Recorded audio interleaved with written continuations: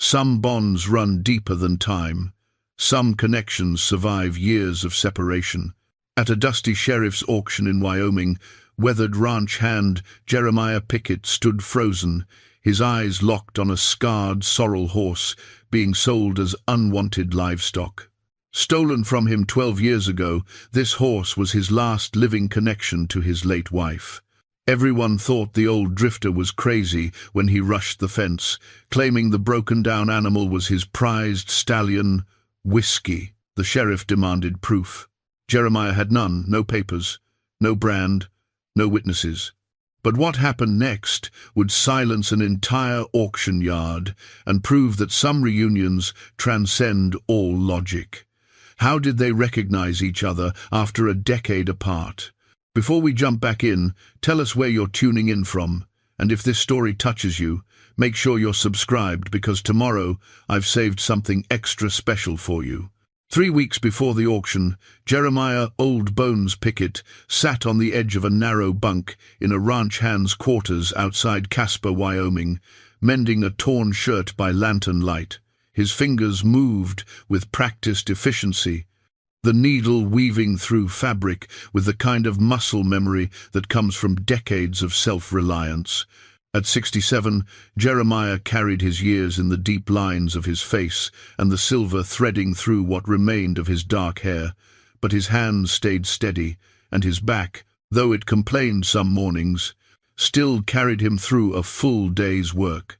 The bunkhouse smelled of old wood, leather oil, and the faint trace of tobacco smoke from men who'd passed through before him. Jeremiah had grown accustomed to temporary quarters like these, spare, functional spaces that asked nothing of him except that he leave them as he found them. He'd been drifting from ranch to ranch for the better part of 12 years now, taking seasonal work where he could find it, never staying long enough for anyone to wonder too much about his story. He finished the last stitch and bit the thread clean, holding the shirt up to the lantern to inspect his work. Satisfied, he folded it carefully and set it on the footlocker that held everything he owned. 3 changes of clothes, a bedroll, a few tools, a battered paperback or two, and at the bottom, wrapped in oilcloth, a photograph. Jeremiah didn't look at the photograph often. Some nights he could go without thinking about it at all, could let exhaustion pull him under before memory had a chance to surface. But tonight, with the wind picking up outside and rattling the bunkhouse windows, he found himself reaching for it. The oilcloth fell away, and there she was, Sarah, standing in front of their ranch house with one hand shading her eyes from the sun and the other resting on the neck of a young sorrel stallion. The horse's coat gleamed copper red in the afternoon light, and Sarah wore that particular smile she saved for moments when she felt the world was exactly as it should be. Jeremiah remembered taking that photograph on a Sunday morning in late spring, maybe 20 years back. Whiskey had been 3 years old then, still growing into his frame, but already showing the intelligence and spirit that would make him special. Sarah had named the horse. Jeremiah wanted to call him something practical, copper or red, or even just horse, but Sarah insisted that a stallion with that kind of presence deserved a proper name. "He's smooth," she'd said, running her hand down the young horse's neck. Smooth as good whiskey going down on a cold night. Jeremiah had laughed and told her she wouldn't know about that, and she'd swatted his arm and said she knew enough. The name stuck. They'd been married 38 years when Sarah died. Cancer took her slow and mean, eating away at her strength month by month until there wasn't anything left but the shape of who she'd been, and those eyes that still tried to tell him everything would be all right, even when they both knew it wouldn't. Jeremiah sat with her through every treatment, held her hand through every bad night, and when the end came, he was there, whispering that he loved her and always would. That was 5 years ago. He'd tried to keep the ranch going after 50 acres outside Thermopolis that they'd built together. Nothing grand, but enough to run a few head of cattle and breed horses on the side. Whiskey was his pride, a stallion with bloodlines that traced back to some of the finest quarter horses in the state. People came from 3 counties over to breed their mares to him. Sarah used to handle the business side, keeping records and scheduling and making sure folks paid on time. Without her, Jeremiah found himself losing track of things, forgetting appointments, letting bills pile up. He might have managed anyway if the rustlers hadn't come. It happened on a moonless night in October, 7 years after Sarah's death. Jeremiah had gone into town for supplies, stayed later than he meant to at the feed store talking with some of the old-timers. When he got back, the barn door hung open and Whiskey's stall stood empty. The thieves had hit 3 ranches that night, taking the best horses from each. Sheriff tracked them as far as the state line, and then the trail went cold, the kind of people who knew how to move stolen livestock through channels that didn't leave traces. Losing Whiskey broke something in Jeremiah that Sarah's death had only cracked. The horse represented more than good bloodlines or potential income. He was the last living connection to the life Jeremiah and Sarah had built, the last creature on earth who remembered her voice, her touch, the way she'd sing to him while brushing out his mane. Without Whiskey, the ranch felt hollow. Jeremiah would walk out to the barn in the mornings and forget for a moment that the stall was empty, would reach for a halter that wasn't needed anymore. He sold the ranch 6 months later, didn't get what it was worth, but by then he didn't care much about money. He kept enough to get by and let the rest sit in an account he barely touched. Then he started moving. Ranch work came easy to him. He knew horses and cattle, could fix fence, operate equipment, handle a dozen different tasks that needed doing on any working spread. Owners liked him because he showed up on time, did good work, and didn't cause trouble. Other hands respected him, but kept their distance. Something in the way Jeremiah carried himself suggested a man who preferred his own company. He'd share a meal in the bunkhouse, might play a hand of cards if invited, but mostly he kept to the edges of things, present but apart. The job at the Double H Ranch outside Casper was typical of the work he'd been doing. Buck Hensley, who owned the spread, needed help with spring branding and fence repair. Buck was about Jeremiah's age, a solid man who'd inherited the ranch from his father and ran it with quiet competence. They'd known each other years back, before Sarah died, back when Jeremiah was still rooted to one piece of ground. "Good to see you, old bones," Buck had said when Jeremiah showed up looking for work. The nickname came from a joke somebody made decades ago about Jeremiah's lean frame, and it stuck the way nicknames do in ranch country. Could use a man who knows his way around horses, pays fair, and the bunkhouse is warm. Jeremiah took the job and settled into the rhythm of it. Up before dawn, coffee strong enough to strip paint, then out to whatever needed doing that day. The work was physical and straightforward, the kind that let his mind wander without getting too tangled up in memory. By evening, he was tired enough to sleep without dreaming much. He'd been there almost 3 weeks when Buck mentioned the auction. They were working on a section of fence along the north pasture, replacing rotted posts and restringing wire. The afternoon had turned warm, and both men had their sleeves rolled up, sweat darkening their shirts. Buck straightened from tamping dirt around a new post and pulled off his hat to wipe his forehead. "Sheriff's having an auction Saturday," Buck said, more to fill the silence than anything. "Seized livestock mostly, some horses that'll probably go cheap if you're in the market." Jeremiah didn't look up from the wire he was stretching. "Don't need a horse." "Didn't figure you did. But sometimes there's good stock that just needs somebody to see its potential." Buck reset his hat and picked up the post-hole digger. "Might be worth a look anyway. Never know what you'll find." Jeremiah made a non-committal sound and kept working. He had no intention of going to any auction. He'd attended enough of them over the years to know they were mostly a way to move broken-down animals and equipment nobody wanted at prices that made buyers feel like they'd gotten a deal. Still, the mention of it stayed with him through the rest of the afternoon and into the evening. That night, alone in the bunkhouse with the photograph in his hands, Jeremiah thought about what Buck had said. "Never know what you'll find." It was the kind of thing people said without meaning much by it, just conversation to pass the time while working. But something about it caught in Jeremiah's mind and wouldn't let go. He studied Sarah's face in the photograph, the way her hand rested so naturally on Whiskey's neck. She'd always believed in signs, in the idea that things happened for reasons, even when those reasons weren't clear right away. Jeremiah had been more practical, figured that life was mostly just one thing after another, and you did your best to deal with whatever came. But Sarah's faith in meaning had been absolute, and over the years, Jeremiah found himself wanting to believe she'd been right. Maybe going to the auction wouldn't accomplish anything. Probably wouldn't. But it gave him something to do on a Saturday, and maybe, just maybe, he'd see something worth seeing. At the very least, it would get him out of the bunkhouse for a few hours. He wrapped the photograph back in its oilcloth and tucked it away, then turned down the lantern and lay back on the narrow bunk. Outside, the wind had died down, and through the window he could see stars scattered across a clear sky. Sarah used to say the stars were proof that beautiful things could last.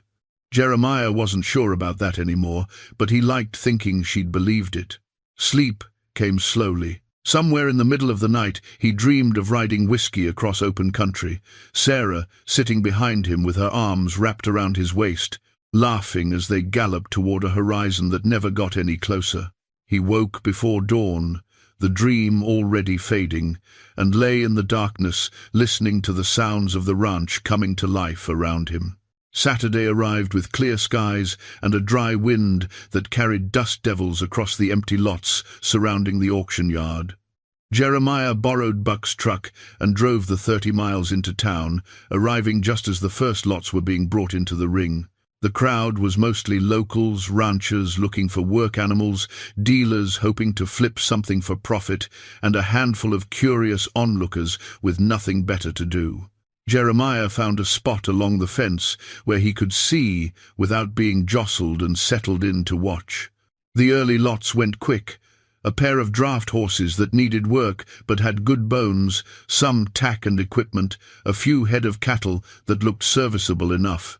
The auctioneer kept up a steady patter, voice rising and falling in that peculiar rhythm that turned numbers into music. Then they brought out a sorrel horse. The moment Jeremiah saw him, everything else disappeared. The horse was older, obviously scarred and thin, favoring his left foreleg slightly as the handlers led him into the ring. His coat had lost some of its shine, and there were marks on him that spoke of rough handling, but the shape of his head, the set of his ears, the particular way he held himself, despite evident mistreatment. Jeremiah's hands gripped the fence rail hard enough that his knuckles went white. It couldn't be. 12 years and hundreds of miles, the odds against it were impossible. But even as his mind tried to work through logic and probability, his heart was already certain. He knew that horse, the way he knew his own reflection. Every line, every movement, every detail that marked him as unique. Next lot is a sorrel gelding, the auctioneer announced. Seized from a property dispute. No papers, no brand. Good for packwork, or, "That's my horse." Jeremiah's voice came out louder than he intended, rough with emotion he couldn't control. The auctioneer paused mid-sentence. Heads turned. The crowd's attention shifted from the ring to the lean, weathered man, gripping the fence like it was the only thing keeping him upright. "That's Whiskey," Jeremiah said, his voice steadier now but carrying across the sudden quiet. "That's my stallion. He was stolen from me 12 years ago." The sheriff stepped forward, a broad-shouldered man in his mid-40s with a badge that caught the afternoon sun. Tom Hartley had held the position for nearly a decade, and he'd learned to recognize the difference between genuine claims and desperate attempts to get something for nothing. The old man at the fence had the look of someone who'd been living rough clothes, clean but worn, boots scuffed from hard use, the kind of weathered appearance that came from working outdoors in all seasons. "Sir, you need to step back from the fence," Hartley said, his tone professional but firm. "The auction is in progress." "You don't understand," Jeremiah said, not moving. "That horse is mine. His name is Whiskey. He was stolen from my ranch outside Thermopolis in October, 12 years back. I filed a report. You can check." "12 years is a long time," the sheriff interrupted. He'd heard variations of this story before, someone claiming an animal at auction was theirs, usually without any proof. "You have papers? Bill of sale? Any documentation?" Jeremiah felt the question like a physical blow. The papers had been in the ranch house, filed away in Sarah's careful system. When he sold the property, he'd boxed up what seemed important at the time, but the breeding records and registration papers for a horse he believed was gone forever hadn't made the cut. They'd probably been thrown out by the new owners or were mouldering in some storage unit he'd rented and forgotten about. "No papers," Jeremiah admitted, "but I know my horse. I raised him from a foal. That's Whiskey." The sheriff's expression didn't change. "The horse has no brand, no identifying marks. He was seized from a property where the owner couldn't prove legal ownership. That's why he's here." He gestured toward the ring where the sorrel stood, head down, apparently uninterested in the proceedings. "If you want to bid on him, you're welcome to do so. But I can't stop the auction based on an unsubstantiated claim." Murmurs rippled through the crowd. Some people nodded in agreement. The law was the law, after all. Others looked sympathetic to the old drifter but doubted his story. 12 years was a lifetime in horse trading. Animals changed hands, moved through multiple owners, crossed state lines. The chances of this particular horse being the one this particular man lost over a decade ago seemed vanishingly small. Jeremiah looked past the sheriff to Whiskey. The horse had shifted his weight, and in profile, Jeremiah could see the scar along his left shoulder, a pale line through the copper coat where he'd caught himself on barbed wire as a 3-year-old. Sarah had doctored that wound, applying salve twice a day and talking to him in that gentle voice she used with all hurt things. The scar had healed clean, barely visible unless you knew to look for it. "Check his left shoulder," Jeremiah said. "There's a scar, about 6 inches long from barbed wire. And his right rear hoof, the frog, is shaped different, kind of lopsided. Farrier said it was from how he stood as a colt, nothing to worry about, but distinctive." Sheriff Hartley studied Jeremiah's face, trying to assess whether this was knowledge from genuine history or the kind of details any horseman might notice. "Those are things you could observe from looking at the animal. They don't prove ownership. I can tell you more." Jeremiah's voice carried a quiet desperation now. "He's got a white spot under his tail, about the size of a silver dollar. And his left ear twitches when he hears certain sounds, sharp sounds, like a hammer on metal. Spooks him because he got kicked in the head by another horse when he was young, and it affected his hearing on that side." The crowd had gone quieter now, people leaning in to hear. The specificity of Jeremiah's details gave weight to his claim, but without documentation it was still just words. The sheriff shifted his weight, clearly uncomfortable with the situation, but bound by the requirements of his position.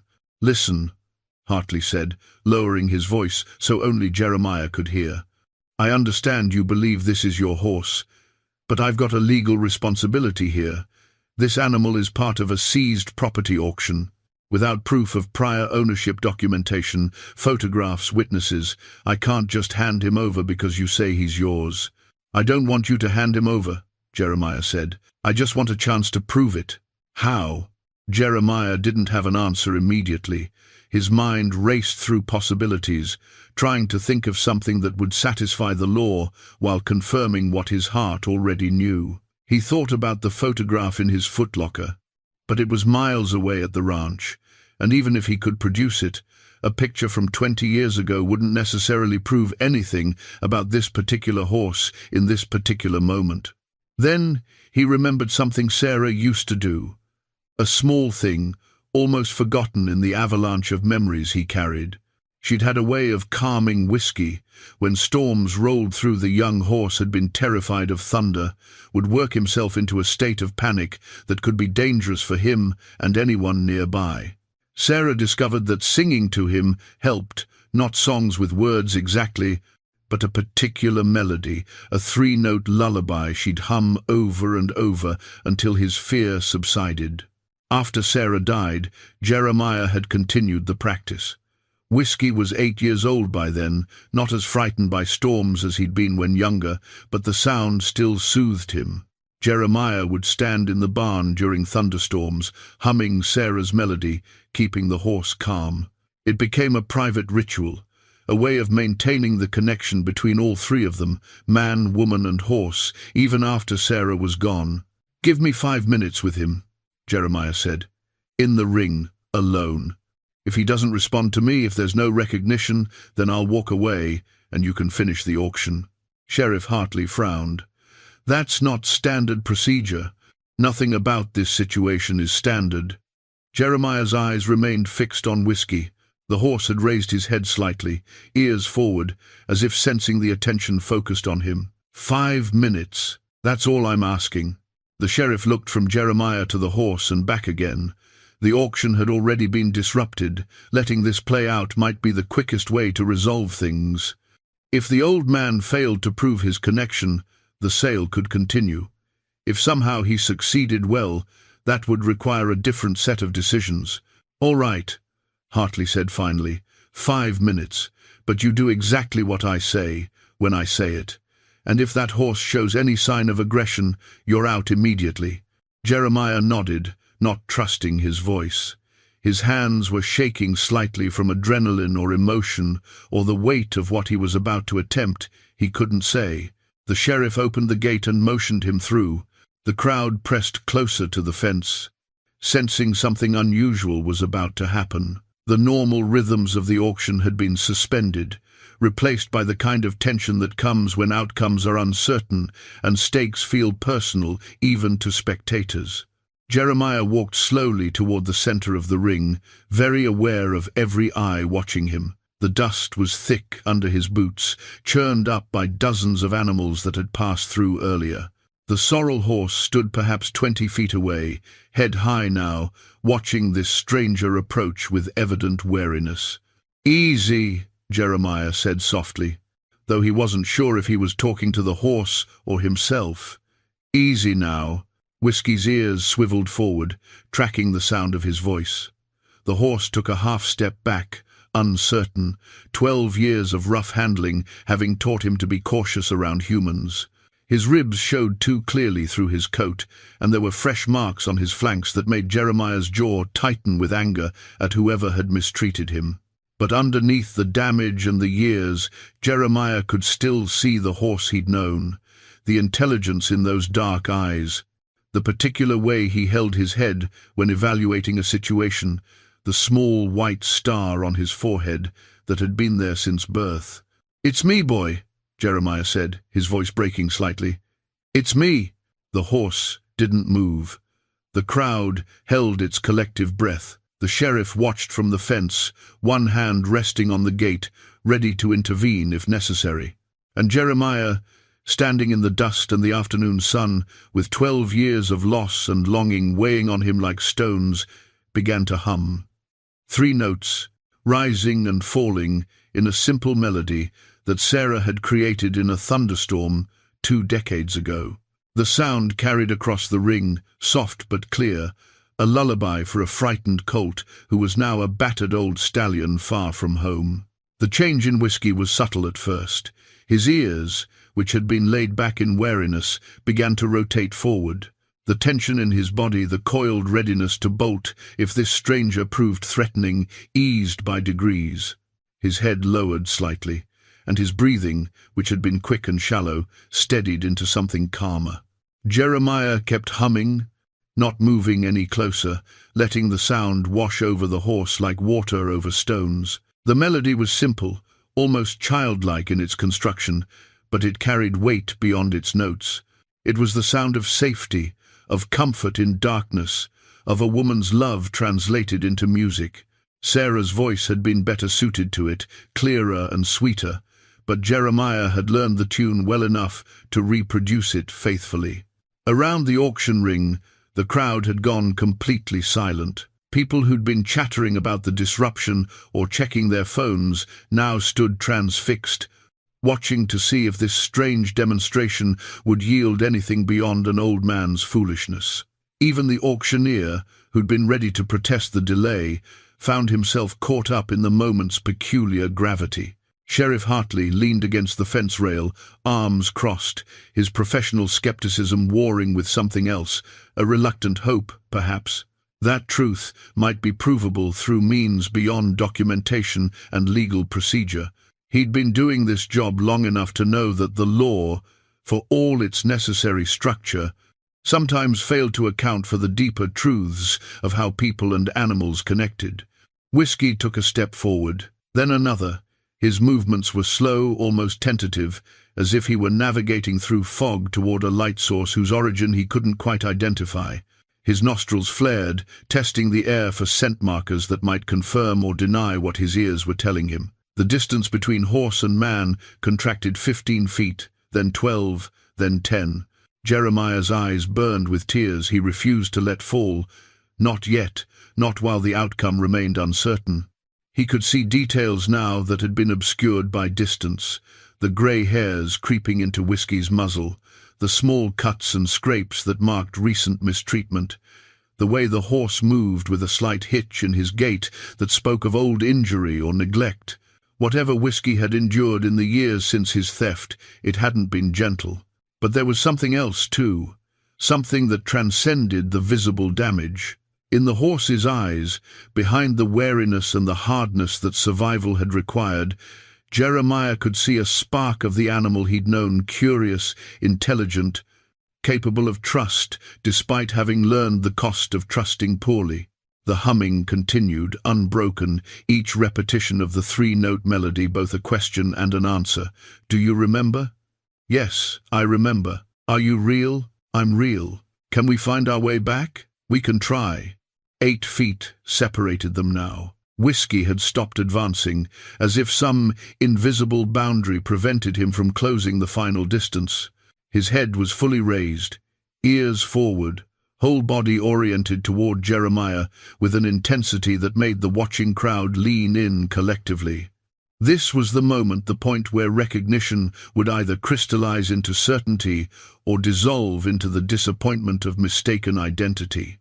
Jeremiah stopped humming. The silence that followed felt enormous, weighted with expectation. He extended his right hand slowly, palm down, fingers loose, the universal gesture of peaceful greeting between human and horse. He didn't step forward, didn't try to force contact, just offered the possibility and waited. For several heartbeats, nothing happened. The horse stood frozen, caught between instinct and memory, between the learned fear of rough handling and the ancient knowledge of a bond that had once been absolute. His eyes never left Jeremiah's face, searching for confirmation in features that were familiar but aged, weathered by the same 12 years that had marked them both. Then Whiskey's nose stretched forward, crossing that final distance, and touched Jeremiah's extended hand. The contact lasted only a second before the horse jerked back, startled by his own boldness. But that brief moment, the warm breath against Jeremiah's palm, the soft velvet of the horse's nose, the electric current of recognition that passed between them, was enough to shatter the dam that Jeremiah had built around his emotions. "It's you," he said, his voice rough with feeling. "God above, it's really you." Whiskey stood perfectly still now, his whole being focused on this man who smelled and sounded and felt like home, like safety, like the time before everything went wrong. Slowly, with movements that suggested the weight of accumulated pain being carefully set down, the horse took another step forward. This time, when their contact came, it held. Whiskey pressed his head against Jeremiah's chest, the way he used to do after a long day's ride or when seeking comfort during a storm.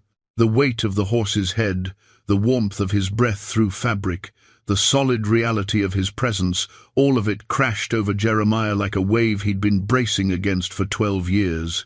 His arms came up, wrapping around the horse's neck, and the tears he'd been holding back finally spilled over. They soaked into Whiskey's coat as Jeremiah pressed his face against the horse's shoulder, breathing in the scent of him, dusty and sweaty, and underneath it all, unmistakably familiar.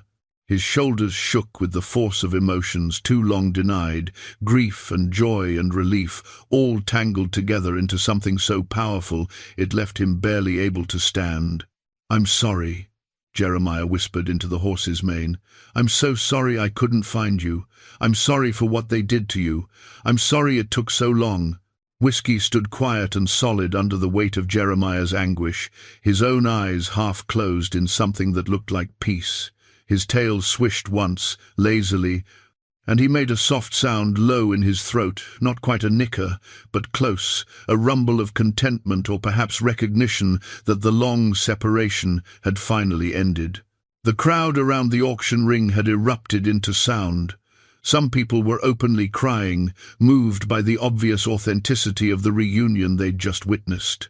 Others applauded, while still others stood in stunned silence, trying to process the statistical improbability of what they'd seen: a man and a horse, separated by more than a decade and hundreds of miles, finding each other through nothing more than a melody and the unbreakable bond it represented.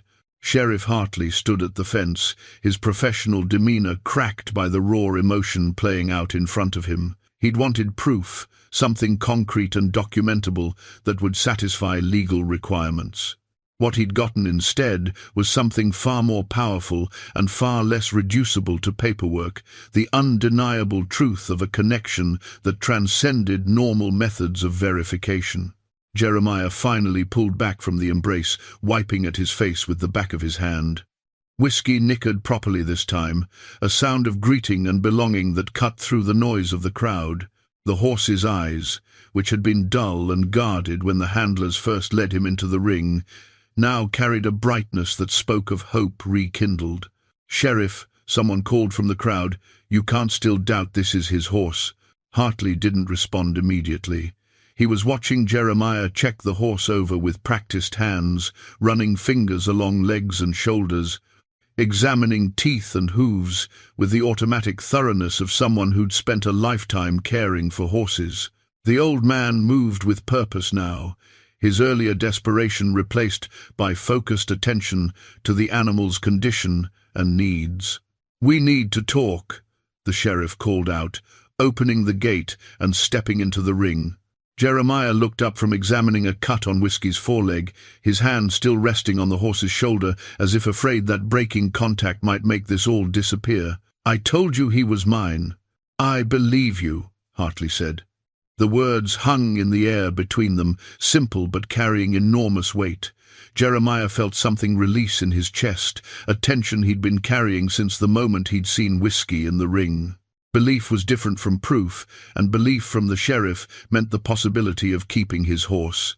But believing you and being able to release the horse to you are two different things, Hartley continued, his tone apologetic.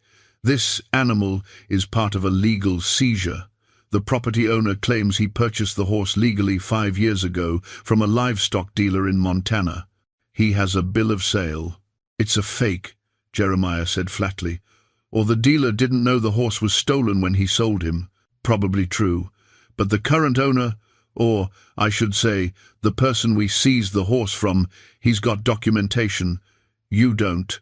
Hartley gestured helplessly. "I believe what I just saw, but I need something concrete to take to the judge.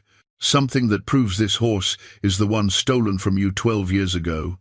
Jeremiah's mind raced through possibilities. The photograph back at the bunkhouse might help, but as he'd thought earlier, it wouldn't prove conclusively that this particular horse was the foal in that old picture. Too much time had passed, too many changes in both the horse and the quality of the photograph. He needed something permanent, something that couldn't be explained away or dismissed as coincidental. Then he remembered. "His mouth," Jeremiah said. "Inside his upper lip there's a tattoo." The sheriff raised his eyebrows. "A registration tattoo? From racing?" "No, a personal mark. I put it there myself." Jeremiah moved to Whiskey's head, running his hand gently up the horse's face. "After Sarah died, I was afraid I might, in a weak moment, I was afraid I might sell him. Money was tight, and people kept making offers. Good offers. But Whiskey was all I had left of her, and I knew if I sold him, I'd regret it the rest of my life." He positioned himself beside the horse's head, speaking softly to keep Whiskey calm. "So I marked him. Used a tattoo kit I borrowed from a friend who marked his cattle that way." Put Sarah's birthday inside his lip where nobody would see it unless they looked specifically. His fingers carefully lifted Whiskey's upper lip, exposing the pink flesh underneath. There, you see?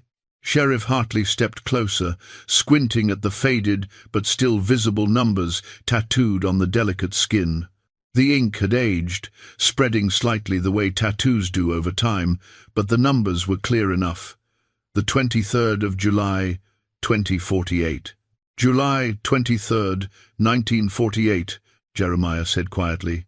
The day Sarah was born. She lived 71 years, and every one of them was a gift to me and everyone who knew her. His voice caught. I put that date on Whiskey so I'd remember what mattered, so I'd never let him go. Hartley pulled out his phone and took several photographs of the tattoo, documenting it from different angles. Then he straightened, his expression thoughtful. That's permanent identification. It's unusual, but it's legitimate. Combined with what I just witnessed, I think I can make a case to the judge that this horse should be returned to you. How long will that take? Few days, maybe a week. I'll need to file a motion, get a hearing scheduled. In the meantime, he paused, considering, the horse needs to stay in official custody, but I can arrange for temporary boarding at a facility where you'd be allowed visitation rights. You couldn't take him yet, but you could care for him, check on him. Jeremiah nodded slowly, not trusting himself to speak. The idea of being separated from Whiskey again, even temporarily, felt like being asked to hold his breath underwater, possible, but painful. But he understood the necessity of legal process, however frustrating it might be. There's something else, Hartley said, lowering his voice. The man we seized this horse from, name's Dale Garrett. He's not going to take this well. He's already angry about losing his animals, and if he finds out you're claiming one of them, he might cause trouble. What kind of trouble? Harassment, mostly. Maybe legal action, if he can find a lawyer willing to take his money. Garrett's got a reputation for being difficult. He was running a boarding stable that turned into a neglect situation, animals underfed, no proper veterinary care, living conditions that violated about a dozen regulations. That's why we seized everything on the property. The sheriff glanced at Whiskey. This horse was actually one of the better-kept ones, if you can believe that. Jeremiah felt fresh anger rise in his throat. The cuts and scrapes on Whiskey's body, the visible ribs, the wariness in his eyes, this was the better-kept option? He didn't trust himself to respond, so he simply nodded. I'm telling you this, so you're prepared, Hartley continued. Garrett might show up where you're staying, might call you, might try to intimidate you into dropping your claim. He's done it before with other disputes. Don't engage with him. If he contacts you, let me know immediately. I'm not dropping my claim. I didn't think you would. Just be careful and document everything. If he threatens you, if he damages your property, if he does anything that feels wrong, you call me. Hartley pulled a business card from his pocket and handed it to Jeremiah. My cell number's on there, day or night. Jeremiah tucked the card into his shirt pocket, then turned his attention back to Whiskey. The horse had been standing quietly throughout the conversation, occasionally nuzzling Jeremiah's shoulder or breathing warm air against his neck. Now Jeremiah ran his hands over the horse's body again, this time paying closer attention to each injury, each sign of poor treatment. The scar on the left shoulder was still there, exactly as he remembered. The right rear hoof showed the same distinctive shape he'd described to the sheriff earlier. But there were new marks too, rope burns on the legs, suggesting Whiskey had been tied too tightly or had struggled against restraints. A partially healed cut across his chest that looked like it might have come from running into something sharp. Multiple areas where the coat was rubbed thin from poorly fitted tack or lack of grooming. We'll get you right, Jeremiah murmured, more to himself than to the horse. Good feed, proper care, time to heal. We'll get you back to yourself. Whiskey's response was to rest his head against Jeremiah's shoulder again, a gesture so familiar and so long missed that it nearly undid him. For 12 years, Jeremiah had carried the weight of this loss, the guilt of having been gone when the theft happened, the frustration of a trail gone cold, the growing certainty that he'd never see his horse again. He'd learned to live with that weight, had built his life around the hole it created. Now, standing in a dusty auction ring, with his horse's breath warm against his neck, and the sun beginning its descent toward the western horizon, Jeremiah felt that weight begin to lift. Not entirely. There was still the legal process to navigate, still the reality of whiskey's condition to address, still the uncertainty of what would come next. But for the first time, in longer than he could measure, possibility felt larger than loss. The sheriff made arrangements by phone, speaking to someone at a boarding facility about temporary housing for a seized animal with special circumstances. The crowd had begun to disperse, though many people lingered, still talking about what they'd witnessed. Jeremiah heard snatches of conversation, never seen anything like it. That old man and his horse makes you believe in something, but he paid them little attention. His focus remained on whiskey, on cataloguing every detail of the horse's current state, on beginning the process of understanding what the years had done to both of them. They were older now, both marked by time and circumstance, both scarred in ways visible and otherwise. But the connection between them, the fundamental recognition that had survived everything the world had thrown at it, remained intact. That was something. That was everything. The boarding facility was a clean, well-maintained operation on the outskirts of town, run by a woman named Margaret Flores, who'd been working with horses for 40 years. She met Jeremiah at the gate the morning after the auction, her weathered face neutral but not unkind. "Sheriff," explained the situation, she said, leading him toward the barn. "Unusual circumstances, but I've seen stranger things. Your horse is in the third stall on the left. I put him somewhere quiet, away from the other animals until he settles." "Appreciate it," Jeremiah said. He carried a small bag with basic grooming supplies he'd purchased in town, a curry comb, a soft brush, some hoof oil, and a container of the liniment he'd always used on Whiskey's legs after hard work. The familiar weight of these tools felt right in his hands, like picking up a language he'd thought forgotten, but which came back the moment he needed it. Whiskey raised his head when Jeremiah entered the barn, ears forward in recognition. The horse nickered softly, a sound that carried both greeting and something that might have been relief. In the better light of the barn, away from the chaos of the auction yard, Jeremiah could assess his condition more thoroughly. The horse had been given water and hay, both of which showed signs of having been enthusiastically consumed. Margaret clearly knew her business. The stall was clean, deeply bedded with fresh shavings, and positioned where Whiskey could see other horses without being crowded by them. But good care couldn't undo months or perhaps years of neglect. Whiskey remained too thin, his coat dull despite being cleaner than it had been yesterday. "Hey there, boy," Jeremiah said quietly, opening the stall door and stepping inside. He moved slowly, letting Whiskey come to him rather than forcing contact. The horse crossed the stall in 3 steps and pressed his nose against Jeremiah's chest, breathing deeply. "Yeah, I'm here. I'm not going anywhere." He spent the first hour simply standing with the horse, one hand resting on Whiskey's neck, re-establishing the physical connection between them. There was no hurry. Whatever else needed doing could wait while they remembered how to be in each other's presence. Eventually, Jeremiah began the grooming process. He started with the curry comb, working in small circles to loosen dirt and dead hair from Whiskey's coat. The horse stood quietly, occasionally shifting his weight, but otherwise relaxed in a way that suggested this routine felt familiar despite the years. Jeremiah worked methodically, section by section, letting the repetitive motion settle both their nerves. "You've been through it, haven't you?" he murmured, as his hands moved over the horse's body. Each mark told a story.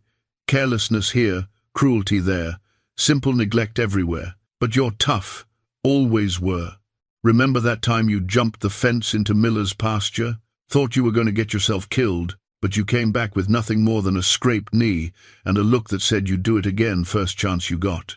Whiskey's ear swiveled back to catch the sound of his voice. The horse made a soft sound, something between a grunt and a sigh, and lowered his head so Jeremiah could reach his pole more easily. The simple trust in that gesture, the willingness to make himself vulnerable to grooming, spoke volumes about what remained between them despite the separation.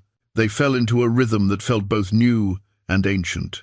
Jeremiah talked while he worked, filling the barn with a steady stream of words that covered everything and nothing, observations about the weather, memories of the ranch, questions about where Whiskey had been and what he'd seen, even though no answers would come. The content of the words mattered less than the sound of them, the tone that said, "You're safe now, you're known, you're home." By the time he finished grooming, Whiskey's coat had taken on a healthier sheen, and several pounds of dirt and loose hair lay scattered in the stall bedding. Jeremiah cleaned the horse's hooves carefully, checking for stones or signs of infection, then applied oil to the walls and frogs. The right rear hoof still showed that distinctive shape, the minor deformity that had marked Whiskey since his first year. "I need to get a farrier to look at you," Jeremiah said, setting down the final hoof. "Whoever trimmed these last did a poor job. You're probably not as lame as you seem, just need proper balance." He was applying liniment to Whiskey's legs, working the warming liquid into stiff joints and tired muscles, when Margaret appeared at the stall door. "You've got a visitor," she said, her tone careful. "Man named Dale Garrett. Says he owns this horse and wants to see him." Jeremiah's hands stilled. "Sheriff said he might show up.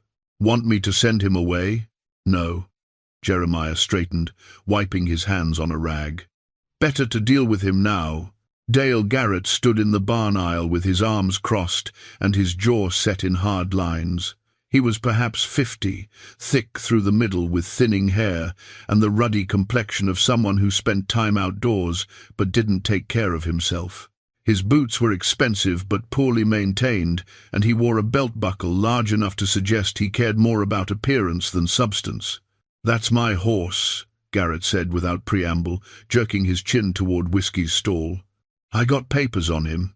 "You have papers that say you bought a horse from a dealer in Montana," Jeremiah replied evenly. "That doesn't make him yours."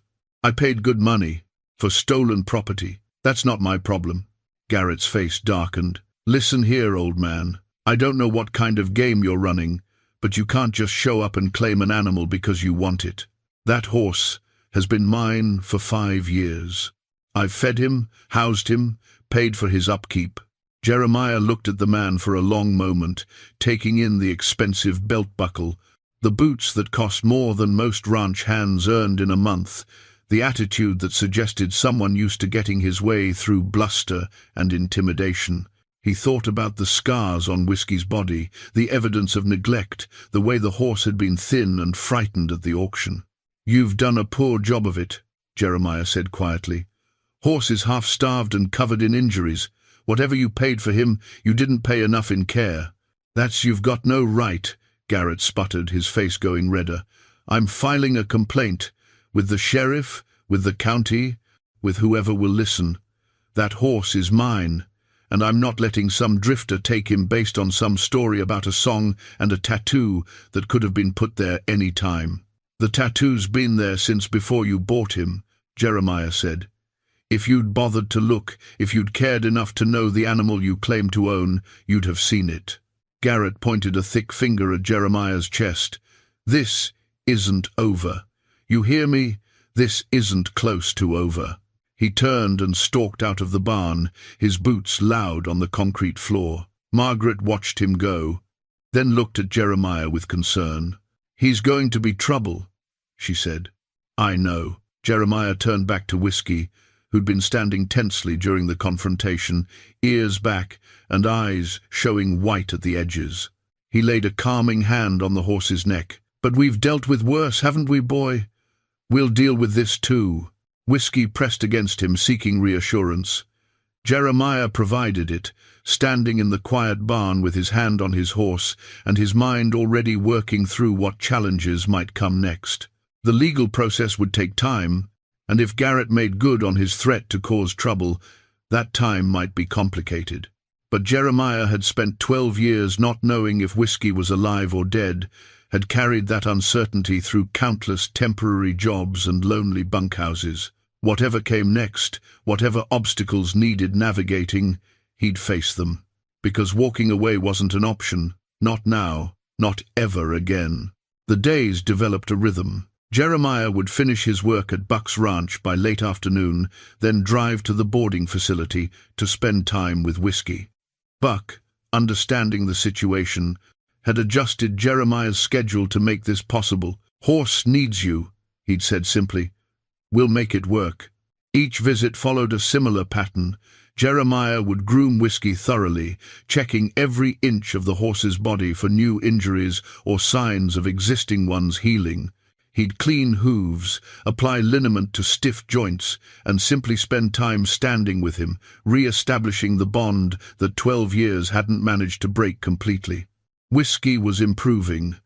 The regular feed and proper care were beginning to show results. His ribs didn't stand out quite so sharply, and his coat was developing a healthier shine.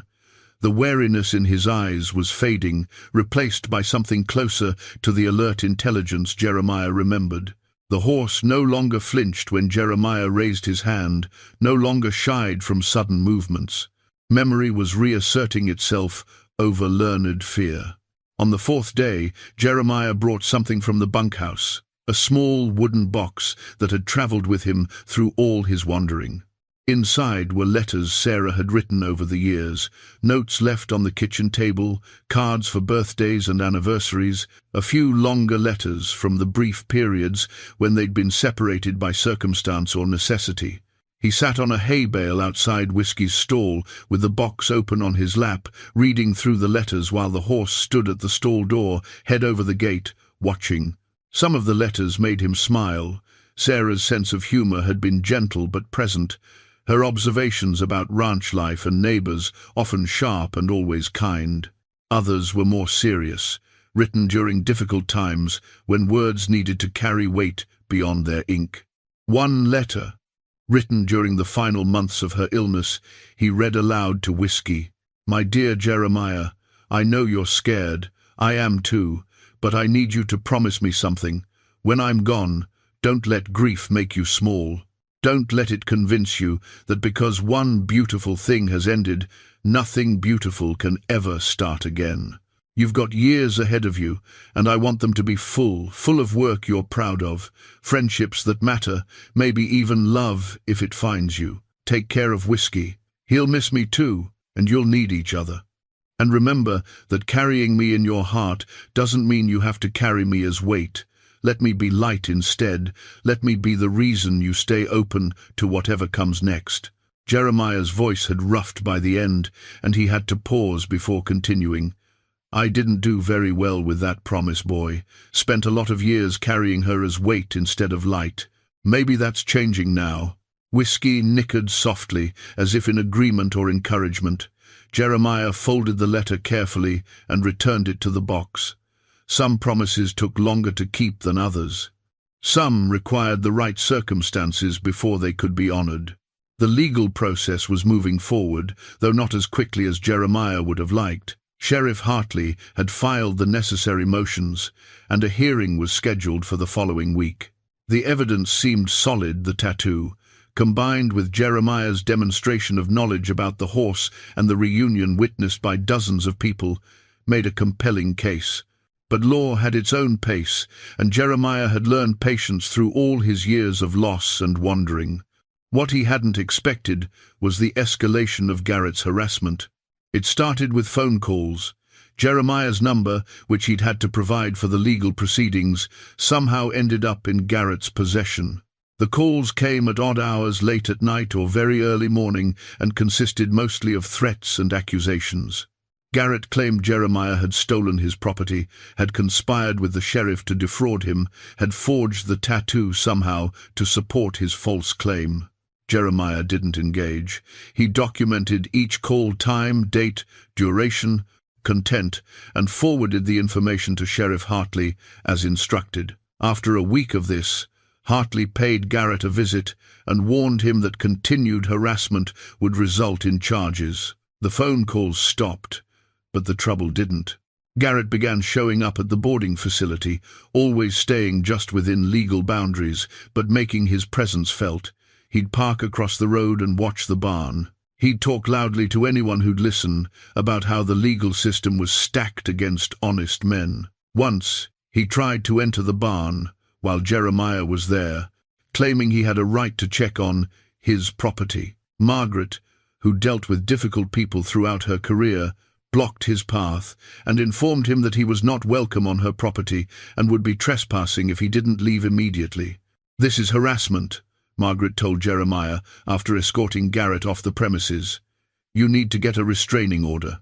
After the hearing, Jeremiah replied, "One legal matter at a time," but the stress of it wore on him. He'd spent years avoiding conflict, keeping his head down, moving on when situations got complicated.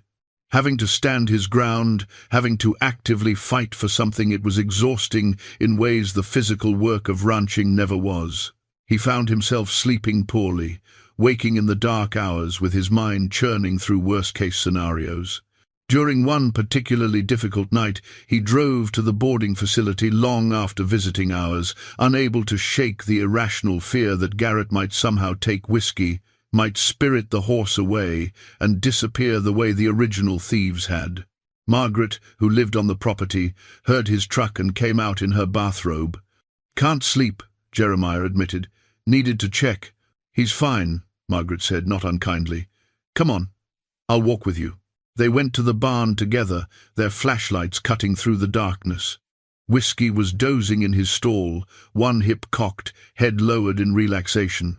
He opened his eyes when they approached, blinked sleepily at Jeremiah, then closed them again, completely untroubled. "See," Margaret said. "Safe and sound." Jeremiah nodded, feeling foolish but also relieved. "Sorry for waking you. I've been woken for worse reasons." She studied him in the dim light. "You're running yourself ragged over this. The hearing is in 3 days. Hartley says the judge is fair and your case is solid. You need to trust the process."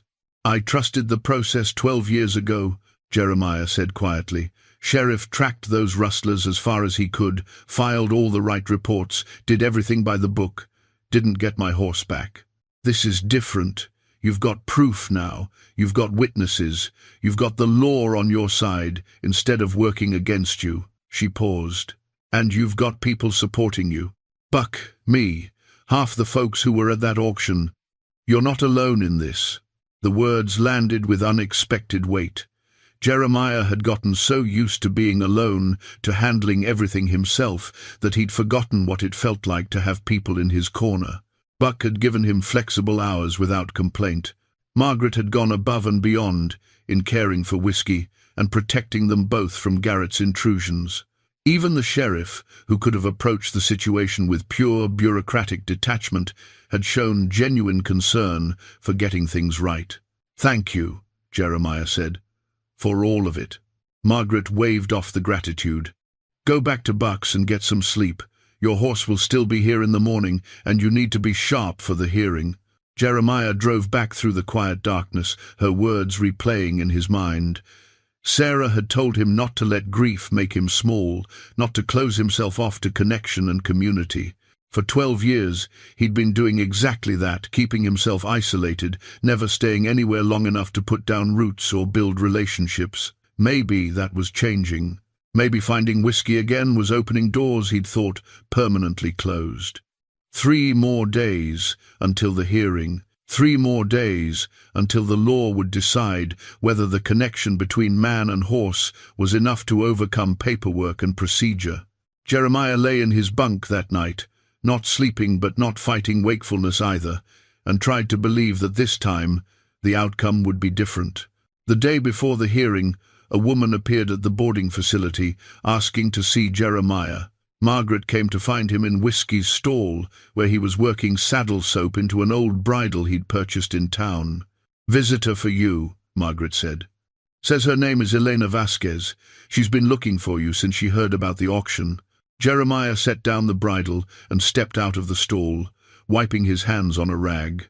The woman waiting in the barn aisle was perhaps 40, with dark hair pulled back in a practical ponytail, and eyes that carried both warmth and something heavier, grief, maybe, or the memory of it. "Mr. Pickett," she said, extending her hand. "I'm Elena Vasquez. I live up near the Montana border, run a small operation with my husband. I heard about what happened at the auction and She paused, seeming to gather herself. "I needed to meet you and see the horse, if that's all right." "You know Whiskey?" Jeremiah asked, surprised. "I knew him as Red," Elena said. "That's what we called him. He was with us for almost 3 years. Jeremiah felt the world tilt slightly. 3 years. He'd spent 12 years not knowing where Whiskey had been, imagining all sorts of terrible scenarios. Now here was someone who could fill in at least part of that missing time. "Tell me," he said. They sat on hay bales in the barn aisle, while Elena told her story. 8 years ago, her husband Miguel had been working as a ranch hand for a livestock dealer near the Canadian border. The dealer, a man named Hutchins, had a sideline in buying and selling horses with questionable provenance. Miguel hadn't known this when he took the job, and by the time he figured it out, he was in too deep to easily extricate himself. "Hutchins brought in a sorrel stallion one day," Elena said. "Beautiful horse, but wild with fear. He'd been handled rough, kept in terrible conditions.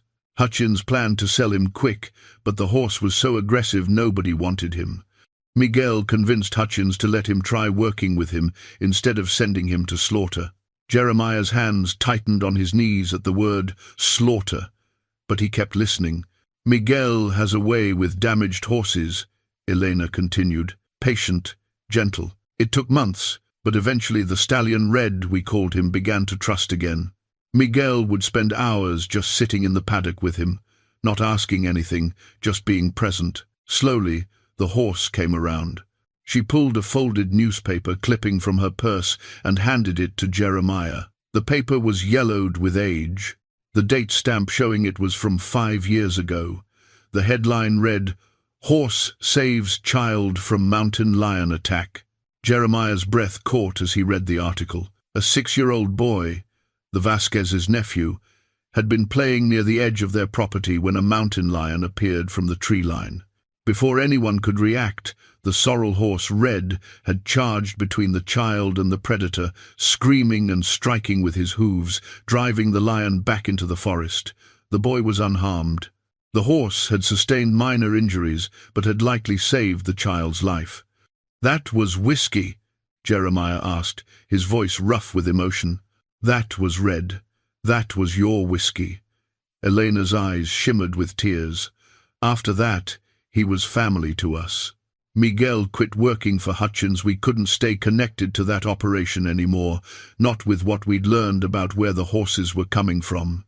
We bought Red from Hutchins, paid what little we had, and brought him home to our own place." "What happened? Why did you let him go?" Elena's face crumpled slightly. "We didn't let him go.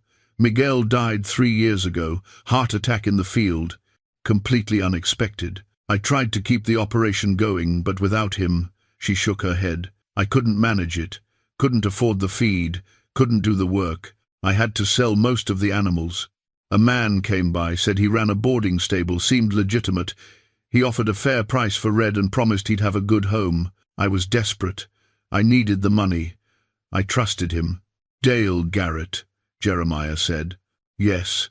I didn't know if I'd known what kind of place he was running, how he'd treat the animals." Her voice broke. "When I heard about the auction, about a sorrel horse with scars and a man claiming him after 12 years, I had to come.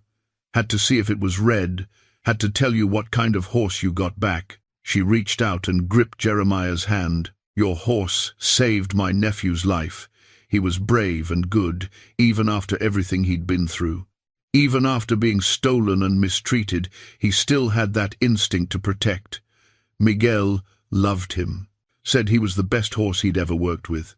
Jeremiah couldn't speak. The article trembled in his hands as he read it again, trying to absorb what this meant. During the years Whiskey had been lost to him, the horse hadn't just survived, he'd saved a child's life, had found people who loved him, had been given a name and a purpose and care. The narrative he'd carried in his head of Whiskey suffering continuously, abandoned and forgotten, was incomplete. There had been light in the darkness, moments of connection and heroism. "Can I see him?" Elena asked. I'd like to say goodbye properly. I didn't get to, when I sold him to Garrett." Jeremiah led her to Whiskey's stall. The horse raised his head when they approached, ears forward with interest at the new visitor. Elena made a soft sound and reached out slowly, letting Whiskey smell her hand before touching his face. "Hey there, Red," she said softly. "Look at you. You're going home, aren't you? Back to where you started." Whiskey leaned into her touch, and Jeremiah saw recognition in the gesture. This woman had been part of the horse's life, part of his story during the lost years. She represented something Jeremiah hadn't been able to give him: a bridge between the trauma of being stolen and the redemption of being found. "I brought something," Elena said, reaching into her bag. She pulled out a faded red halter, soft with age and use. "Miguel's. He used this when he was working with Red. I thought maybe you'd want it. A piece of the time between." Jeremiah took the halter, running his fingers over the worn leather. It smelled of horse and sweat, and the particular combination of dust and care that accumulated in working tack. This halter had been on Whiskey's head hundreds of times, had been part of his healing process after trauma, had been held by hands that had shown him patience and gentleness. "Thank you," Jeremiah managed to say, "for taking care of him, for loving him." "Thank you for finding him," Elena replied, "for not giving up." Miguel used to say that Horse was waiting for something, like he knew he was supposed to be somewhere else. Maybe he was waiting to get back to you. After Elena left, Jeremiah sat alone in the barn, with the halter in his hands and the newspaper clipping in his pocket. The story he'd been telling himself for 12 years, a story of loss and abandonment and suffering, had just become more complicated. Yes, Whiskey had suffered. Yes, he'd been stolen and passed through rough hands and ended up in a terrible situation with Garrett. But he'd also been loved by the Vasquezes. He'd been a hero. He'd been Red before he could be Whiskey again. That night, Jeremiah took the newspaper clipping and the red halter back to the bunkhouse. He laid them out next to the photograph of Sarah and Whiskey, creating a small shrine to the journey they'd all taken. Sarah, who died believing Whiskey was safe. Whiskey, who'd lived a whole life in the years between, and Jeremiah himself, who'd spent 12 years wandering without knowing if healing was even possible. The hearing was tomorrow. Judge would decide if the legal proof was sufficient, if the tattoo and the testimony and the obvious bond between man and horse outweighed Garrett's paperwork and possession. But regardless of what the law decided, Jeremiah now knew something crucial. Whiskey hadn't spent 12 years waiting passively to be rescued. He'd lived. He'd connected with other people. He'd saved a child's life. He'd been resilient and brave, and had kept that spark of goodness despite everything. If Whiskey could do that, could survive and adapt, and still remain fundamentally himself, then maybe Jeremiah could too. Maybe it wasn't too late to honor Sarah's request, to let grief be light instead of weight, to stay open to whatever came next. Tomorrow would bring its own challenges, but tonight, sitting in a spare bunkhouse with pieces of the past and present spread before him, Jeremiah felt something he hadn't experienced in years. Hope that was grounded not in wishful thinking, but in evidence. Evidence that beautiful things could endure. Evidence that connection could survive separation. Evidence that home, however long the journey, was still worth finding. The morning of the hearing arrived cold and clear, the kind of crystalline autumn day that made everything feel sharper, more present. Jeremiah woke before dawn, as was his habit, but lay in the bunk for a long moment before rising, gathering his thoughts and his nerve for what lay ahead.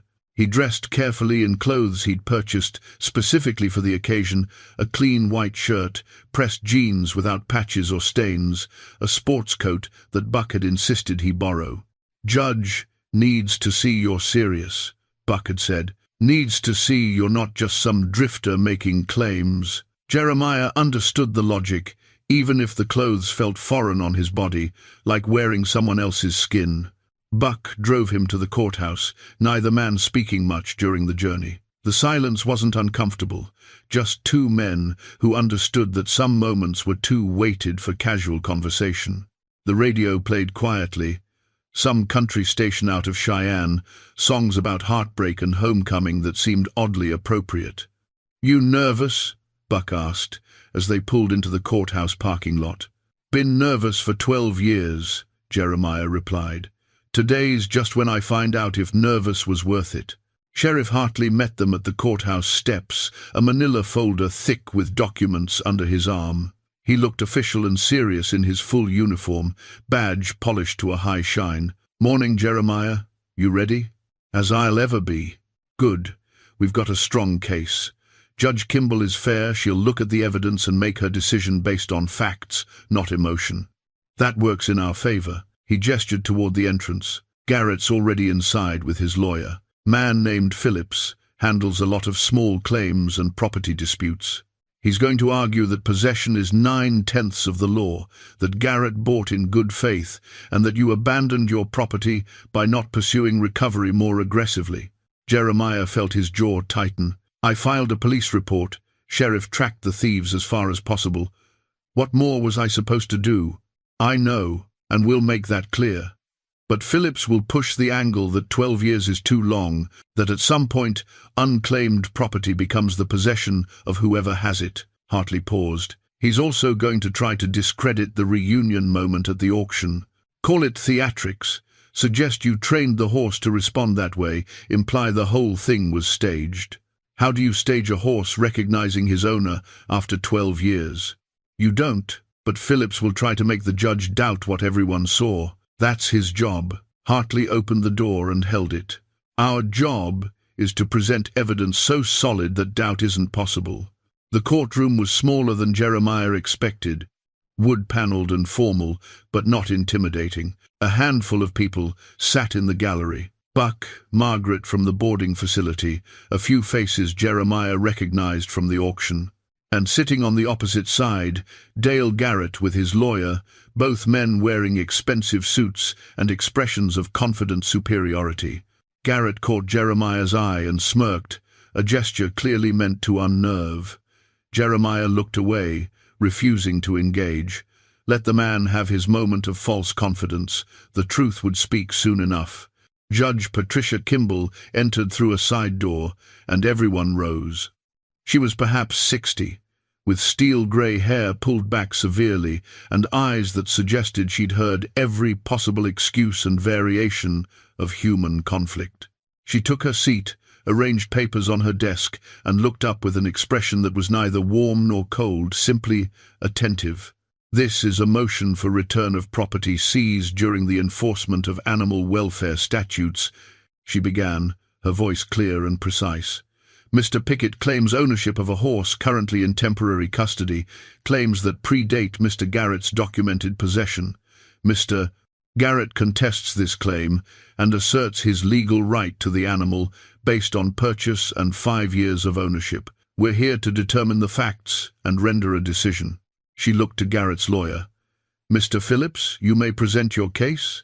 Phillips stood, buttoning his suit jacket in a gesture that seemed more theatrical than necessary. He was younger than Jeremiah expected, maybe 35, with the kind of polished appearance that came from spending more time in offices than outdoors. "Your Honor, this case is straightforward. My client, Dale Garrett, purchased the horse in question 5 years ago from a licensed livestock dealer in Montana. He has a bill of sale, proof of payment, and documentation of the animal's care during his ownership." Phillips pulled papers from his folder and approached the bench. "He's invested time, money, and resources into this horse.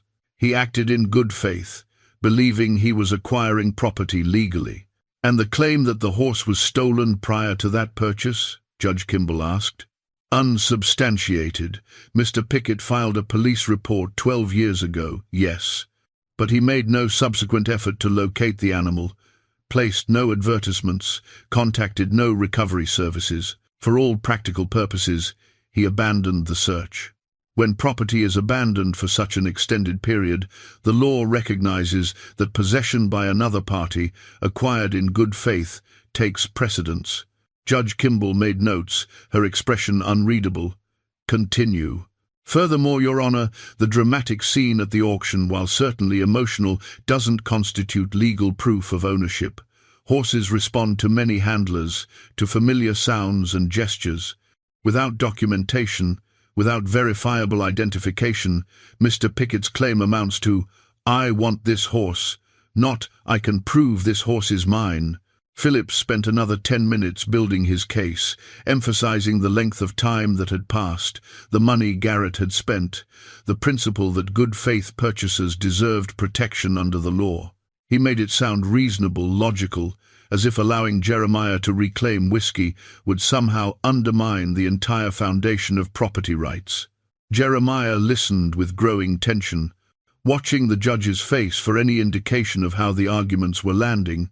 She gave nothing away, simply took notes, and asked occasional clarifying questions. When Phillips finished, Judge Kimball turned to Sheriff Hartley. "And your response?" Hartley stood, and unlike Phillips, there was nothing theatrical in his bearing, just solid competence and evident respect for the court's process. "Your Honor, the key piece of evidence is permanent identification that predates Mr. Garrett's purchase. Inside the horse's upper lip is a tattoo, a date, July 23rd, 1948. This is not a registration number or standard marking. It's a personal identifier placed there by Mr. Pickett." He approached the bench with photographs. These were taken at the boarding facility where the horse is currently housed. The tattoo is clearly visible and has been verified by a veterinarian. I've also obtained a sworn statement from Mr. Pickett's longtime friend, Buck Hensley, confirming that Mr. Pickett told him about marking the horse this way, and confirming the date's significance. It's Mr. Pickett's late wife's birthday. Judge Kimball studied the photographs carefully. "When was this tattoo allegedly placed?" "Approximately 7 years before the theft," Hartley said. 5 years after Mrs. Pickett's death. Mr. Pickett marked the horse to ensure he would never sell it, as it represented his last connection to his wife. The tattoo was already present when the horse was stolen, meaning it was present when Mr. Garrett purchased the animal. If Mr. Garrett or the dealer had performed due diligence in examining the horse, they would have discovered this marking. "The tattoo could have been placed any time," Phillips interjected. "There's no way to prove when it was done." "Actually, there is," Hartley said. He gestured toward the gallery. "I've brought a witness who can testify to the tattoo's age and circumstances." Elena Vasquez stood, moving to the front of the courtroom. She'd come at Hartley's request after Jeremiah told him about her visit. Now she looked directly at the judge, her bearing calm despite obvious nervousness. "Your Honor, my name is Elena Vasquez. The horse in question was in my family's possession for 3 years, about 8 years ago. My late husband acquired him from a dealer named Hutchins, and we called him Red. When we first got him, I assisted in veterinary care. I personally saw the tattoo inside his lip and asked my husband about it. He said it was already there when the dealer brought the horse in, that Hutchins had mentioned it was some kind of personal mark from a previous owner." "And you're certain about the time frame?" Judge Kimball asked. "Completely certain. We had Red from 8 years ago until 5 years ago, when I had to sell him due to financial hardship after my husband's death. The tattoo was present the entire time." Phillips tried to object, to question Elena's memory or motives, but Judge Kimball silenced him with a raised hand. She was studying the photographs again, cross-referencing them with the timeline Elena had provided. "Is there any other evidence?" the judge asked. "The reunion itself," Hartley said. 37 witnesses saw Mr. Pickett interact with this horse for the first time in 12 years. The horse responded to a specific 3-note melody that Mr. Pickett used to calm him during storms, a melody taught to him by his late wife. The horse immediately recognized both the sound and the man, showing behavior consistent with deep familiarity despite the length of separation. "Witnesses can be swayed by emotion," Phillips said. "They see what they want to see.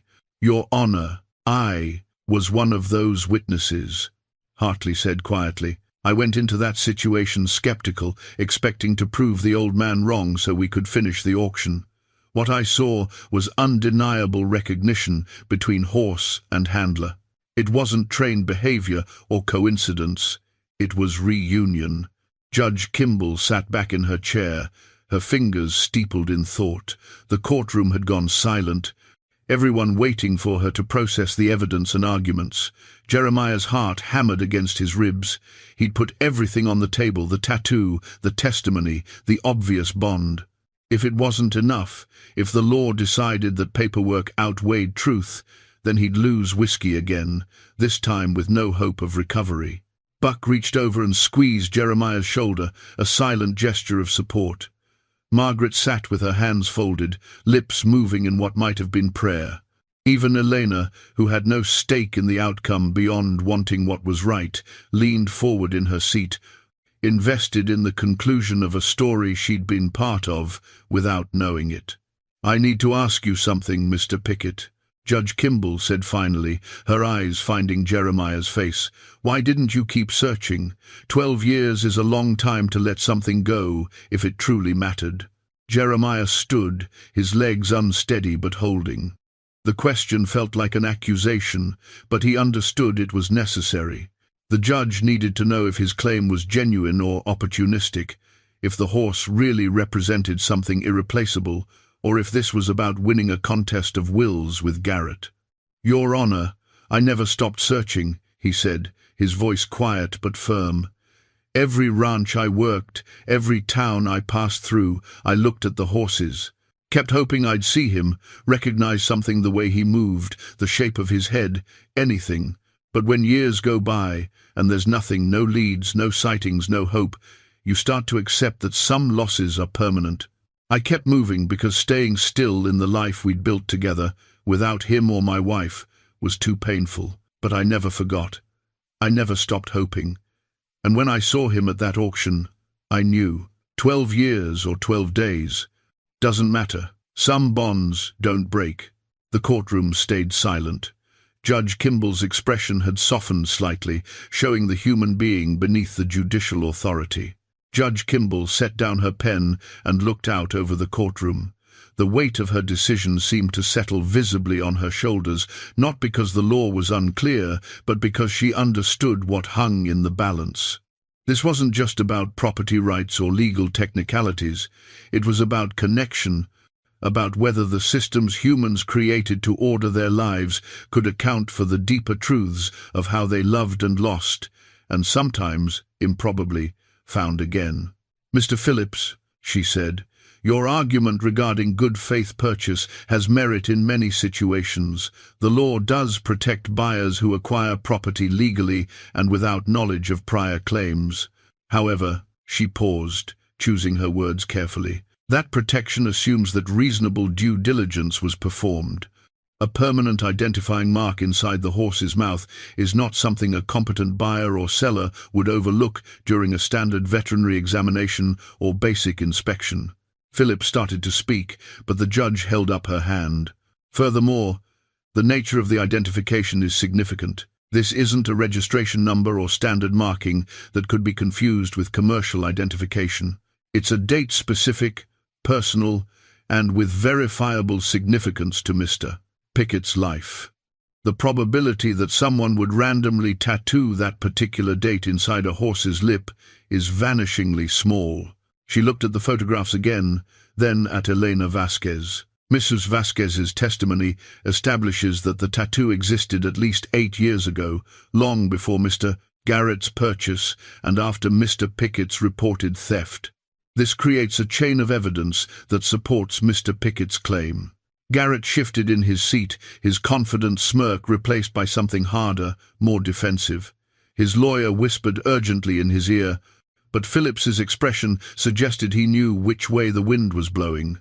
Your Honor, with respect, the emotional testimony about reunions and melodies, Phillips tried again, is consistent with the physical evidence, Judge Kimball interrupted. Alone, it might be insufficient. Combined with the tattoo, Mrs. Vasquez's testimony, and the documented theft report from 12 years ago, it forms a compelling case.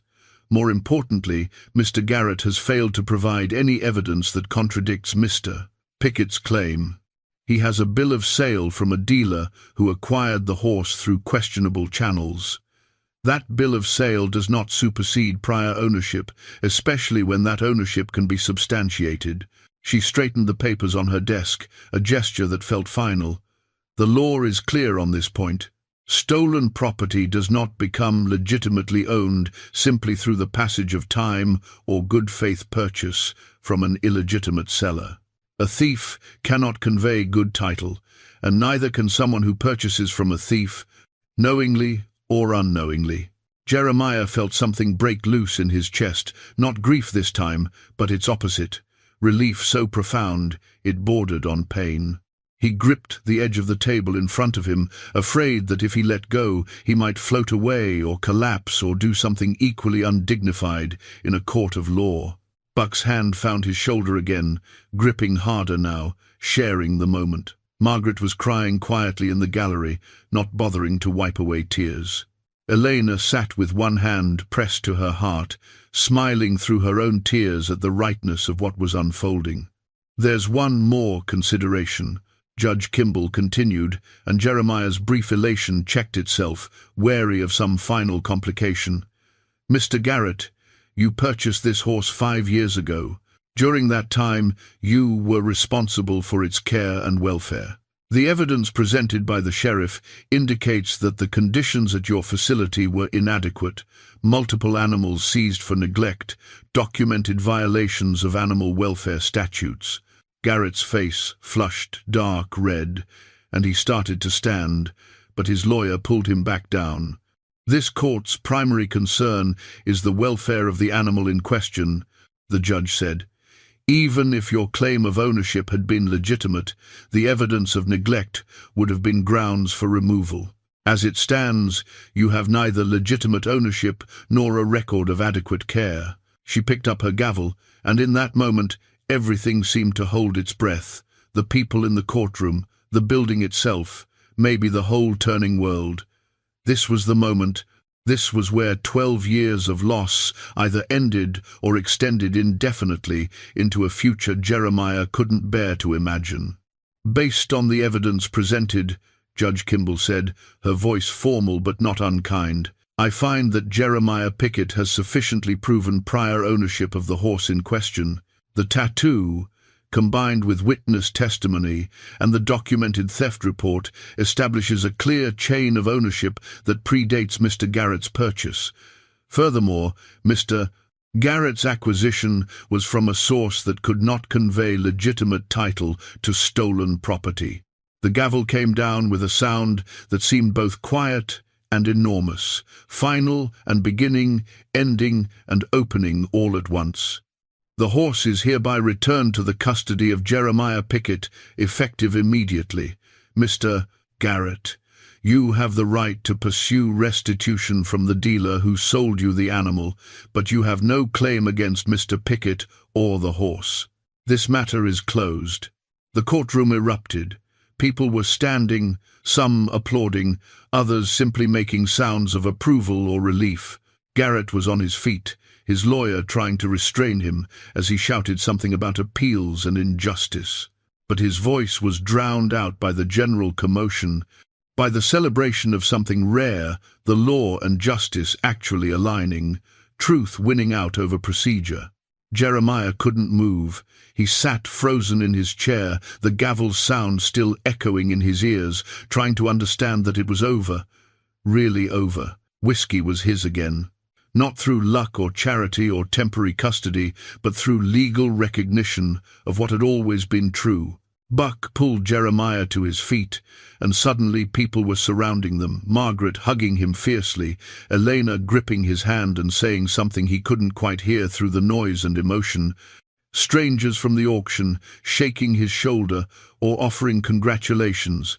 Sheriff Hartley stood at a slight distance, his professional demeanor cracked by a genuine smile, waiting for the initial commotion to die down.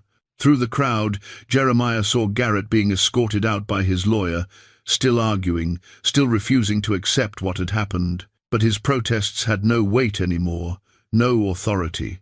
The law had spoken, and for once, the law had gotten it right. "Congratulations," Hartley said when he could finally reach Jeremiah. He held out a folder of papers, release documents, transfer of custody, official stamps and signatures that transformed legal theory into practical reality. "These are yours. Soon as you sign them, you can take the horse home, wherever home is. Home." The word hit Jeremiah with unexpected force. For 12 years, home had been wherever he laid his head for the night, bunkhouses, cheap motels, occasionally his truck when money was tight. He'd avoided permanence, convinced that nothing he built would last, that loss was inevitable, so why bother creating anything worth losing? But now, he had whiskey back. And whiskey needed more than temporary quarters and borrowed stalls. He needed a place to heal, to rebuild strength, to simply exist without the constant uncertainty of what came next. Which meant Jeremiah needed those things too. "I don't know where that is yet," Jeremiah admitted, "but I'll figure it out." "Buck's got that little place behind his barn," Buck said, as if the decision had already been made. "Not fancy, but it's got 2 stalls, a tack room, and a paddock. More than adequate for 1 horse and 1 stubborn old man. You're welcome to it, long as you need." Jeremiah turned to his friend, throat tight, with gratitude he didn't know how to express. Buck waved off the unspoken thanks. "You'll earn your keep same as always. I can always use good help. And besides," he paused, his weathered face softening, "you've been wandering long enough, old bones. Time to stop." Margaret approached with practical concerns. "He'll need a few more days of monitoring before he's ready to move. Let me make sure his nutrition is stable, get the farrier out to properly trim those hooves. Then he's all yours." "Thank you," Jeremiah managed, "for everything. Just doing what's right," she smiled, "though I'll miss having him around. He's a good soul, that horse. Despite everything, he kept his goodness." Elena was the last to say goodbye. She pressed something into Jeremiah's hand, a photograph, creased and faded but clear enough. It showed Miguel standing with whiskey, the horse's head over the man's shoulder, both of them looking peaceful and content. On the back, written in careful script, "Red and Miguel, 2018. He saved us in more ways than one." "Keep it," Elena said when Jeremiah tried to return it. "It's part of his story, part of your story now too. Miguel would want you to know that the years in between weren't all darkness. There was light, there was love, there was purpose." Jeremiah held the photograph carefully, adding it to the collection of artifacts that traced Whiskey's journey. Sarah's picture from 20 years ago, the red halter from Miguel's care, the newspaper clipping about the mountain lion, and now this image of peace in the middle of chaos. Each piece told part of a larger story about resilience and connection, and the mysterious ways that love persisted through time and distance. The courthouse emptied slowly, people drifting back to their lives with something to talk about over dinner, a story about an old cowboy and his horse that would be retold and embellished until it took on the weight of legend. But for Jeremiah, walking out into the afternoon sun with papers clutched in his hand and Buck beside him, it wasn't legend. It was simply truth, hard-won, long delayed, but finally absolutely true. They drove to the boarding facility together, Buck maintaining a respectful silence while Jeremiah processed everything that had happened. The hearing had taken less than 2 hours from start to finish, but it felt like a lifetime had passed between entering that courtroom and leaving it. He was different now, fundamentally changed in ways he was only beginning to understand. Whiskey was waiting in his stall, head over the gate, ears forward in anticipation. Somehow he knew, whether from recognizing Jeremiah's truck or simply sensing the shift in the emotional atmosphere, that something important had changed. When Jeremiah approached, the horse nickered that particular sound of greeting that was reserved for true belonging. "Hey there, boy," Jeremiah said, his voice breaking on the words. "We won. You're mine again. Officially, legally, permanently mine." He opened the stall door and stepped inside, and Whiskey moved to him immediately, pressing his big head against Jeremiah's chest in that gesture that had become their signature reunion. Jeremiah wrapped his arms around the horse's neck and let himself cry, really cry, not the contained emotion of the courtroom, but the full release of 12 years of grief and loss and stubborn hope that had finally been vindicated. Buck stood outside the stall, giving them privacy while remaining close enough to bear witness. When Jeremiah finally pulled back, wiping at his face with shaking hands, Buck spoke quietly. "Sarah would be proud of you, for not giving up, for fighting for what mattered. I should have fought harder, sooner." "You fought exactly as hard as you were able to," Buck interrupted. "That's all any of us can do. And in the end, you won. That's what counts." Jeremiah nodded, unable to speak past the lump in his throat. He turned back to Whiskey, running his hands over the horse's face, memorizing every detail as if the separation might still somehow reverse itself, but it wouldn't. The papers in his pocket guaranteed it. The law had given him back what had been stolen, and more than that, had acknowledged that some things, some connections, were worth fighting for, regardless of time or difficulty. "Few more days," he told Whiskey. "Then we go home. Real home, not temporary quarters. A place where we can both finally rest." The horse's response was to lean into him again, and Jeremiah felt the last piece of tension he'd been carrying finally release. They'd made it through.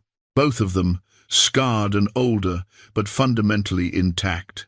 The journey wasn't over. There was still healing to do, adjustments to make, a future to build from the wreckage of the past. But they'd face it together, the way they should have all along. 3 months after the hearing, on a morning when frost painted intricate patterns on the paddock fence, Jeremiah stood with a new leather halter in his hands, watching Whiskey graze in the pale sunlight. The horse had filled out considerably under regular feeding and proper care. His coat gleamed copper-red again, the dullness gone, replaced by the shine that spoke of good health and contentment. The scars remained.